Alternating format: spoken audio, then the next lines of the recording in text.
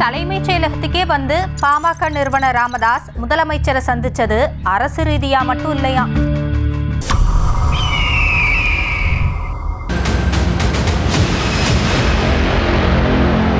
பாமக நிறுவனர் ராமதாஸ் சாதிவாரி கணக்கெடுப்பை வலியுறுத்தி முதலமைச்சர் மு.க.ஸ்டாலினை தலைமைச் செயலகத்தில் சந்திச்சாரு. அந்த சந்திப்பின் போது தமிழ்நாடு அரசு சாதிவாரி கணக்கெடுப்பை சீக்கிரமே நடத்தணும்னோ வன்னியர்களுக்கு வழங்கப்பட்ட 10.5% உள் ஒதுக்கீடு தொடர்பாகவும் வலியுறுத்தி இருக்கிறாரு.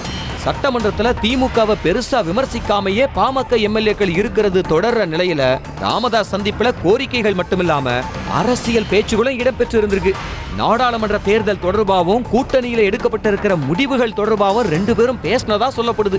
பாமக கூட்டணிக்கு வந்தா அந்த கூட்டணியில இருக்க மாட்டோம்னு விசிக சொல்லி இருக்கிற நிலையில பாமக திமுக பேச்சுகள் திமுக கூட்டணியில மாற்றத்தை கொண்டு வருமா அப்படிங்கிற கேள்வியை எழுப்பி இருக்கு. செய்திகளை உடனுக்குடனும் துல்லியமாகவும் தெரிந்து கொள்ள சப்ஸ்கிரைப் பண்ணுங்க.